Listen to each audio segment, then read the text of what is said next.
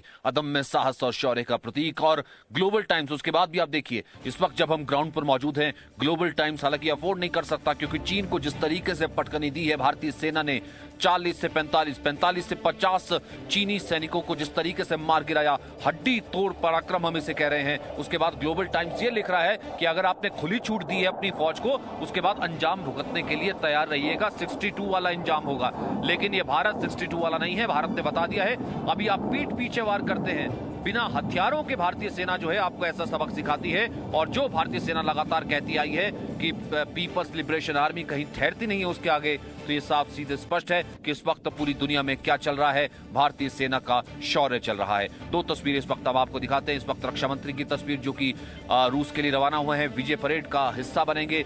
रूस जो कि भारत का एक दोस्त साथी, विजय परेड में खास हिस्सा लेने के लिए वो जा रहे हैं। उससे पहले चीन, क्योंकि रशिया जाना रक्षा मंत्री का एक तस्वीर ये भी बताता है, क्योंकि हम इसे वर्ल्ड एक्सक्लूसिव इसलिए कह रहे हैं कि अंतर्राष्ट्रीय जगत की सबसे बड़ी खबर इसलिए है क्योंकि एक तरफ रशिया जाना, दूसरी तरफ तमाम मुल्कों का भारत के साथ आना।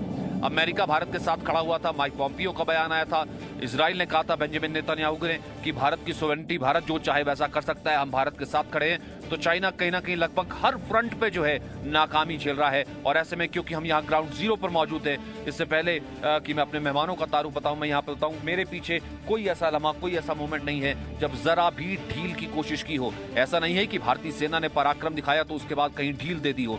लगातार कॉम्बैट पेट्रोलिंग जारी है, लगातार यहाँ पर डिप्लॉय मूवमेंट जारी है। पूरे तरीके से ऐसा कहा जा रहा है, जो हमारे सोर्सेज कह रहे हैं कि एलएसी के आसपास भारी संख्या में सुरक्षा बल तैनात है और वायुसेना पूरी तरीके से अलर्ट पर है। सबकी छुट्टियां कैंसिल कर दी गई थी। अमन लगातार मेरे साथ बने हुए हैं और कल से लगातार आपको तमाम जानकारी, उन खबरों का जो रिएक्शन आ रहा है वो आपको बता रहे हैं। साथ ही साथ हमारे साथ AK सिवाच भी मौजूद है। अमन।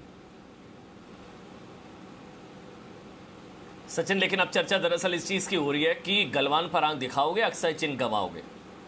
अब चीन को अक्साई चिन का डर लग रहा है क्योंकि गलवान की तो अब सपने में भी नहीं सोचेगा चीन। जो हाल गलवान में भारतीय सेना ने चीनी सैनिकों का किया, तो अब तो चीनी सैनिकों को भारतीय सेना के बुरे सपने आ रहे होंगे। अब गलवान तो भूल चुका है चीन, गलवान तो भूल जाइए।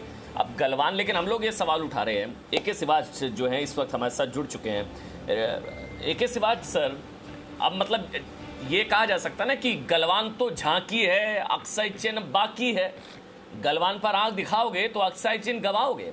जो गलवान में हाल हुआ है, अब चीन को अक्साई चिन का ना डर सता रहा हो। बिल्कुल बिल्कुल ठीक बोला अमन। देखो, बात ही अक्साई चिन की तरफ है। जो बता रहे हैं गलवान में आने का प्रेरणा ही ये है कि कहीं ना कहीं चीन बुखला गया है। अब चीन को लग रहा है कि ये जो रोड हमने दरबुक, शोक और दौलत बेग ओल्डी पे बनाई है, जो कि हमारे सब सेक्टर नॉर्थ में जा रही है, जहां पर हमारी ब्रिगेड से ज़्यादा स्ट्रेंथ है, और वो कहीं ना कहीं काराकोरम पास से 8 किलोमीटर साउथ में है। तो आज वो एक बहुत बड़ी चीज़ हो गया, क्योंकि दौलत बेग ओल्डी के अंदर जो हमारे एयरक्राफ्ट लैंड कर सकते हैं, फाइटर एयरक्राफ्ट वगैरह, हमारी जो आपकी एयरफील्ड है वो ऑपरेशनलाइज है। और दौलत बेग ओल्डी आज की तारीख में गेटवे टू अक्साई चिन है। वहाँ से आप काराकोरम हाईवे को इंटरफेयर कर सकते हो, चाइना पाकिस्तान कॉरिडोर को कर सकते हो, और कहीं से जो रोड जा रही है सिंगजांग से लेके लासा, और उसके साथ वो जो है एक प्रकार से उसका स्प्रिंग बोर्ड है और गेटवे टू अक्साई चिन है।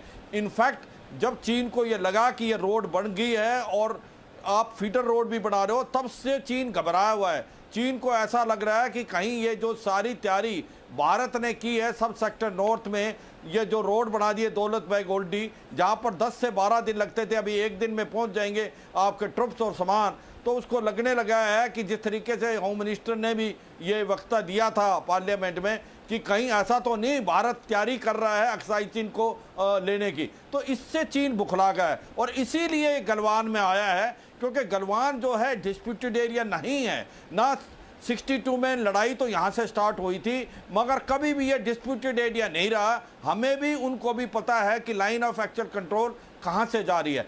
पेट्रोल पॉइंट 14, 15, 17 हमारी तरफ हैं, और उससे आगे जो है लाइन ऑफ एक्चुअल कंट्रोल जा रही है, जो कि अर्लियर अक्साई चिन का हिस्सा था। तो एक प्रकार से उनको भी मालूम है। आज वो इसलिए आए हैं क्योंकि वो अपनी तरफ ही डिप्लॉय हैं लाइन ऑफ एक्चुअल कंट्रोल में, मगर वो उन पहाड़ी इलाकों को लेना चाहते हैं जिससे वो रोड जो दरबुक शौक दौलत बैग ओल्डी है उसको डोमिनेट करें लड़ाई के दौरान फायर और ऑब्जर्वेशन से, क्योंकि उनको फिक्र हो गया है कि अगर ये रोड चलती रही और दौलत बैग ओल्डी और सब सेक्टर नॉर्थ में भारत ने अपने आप को और सक्षम कर लिया और ज्यादा कर लिया तो भारत आने वाले टाइम में हो सकता है अक्साई चीन लेने की तैयारी करे। जो चलता चालबाजी से सिवात सर मेरा सवाल ये है कि जो चलता चालबाजी है जो वहां पर ये कहता है कि हम यहाँ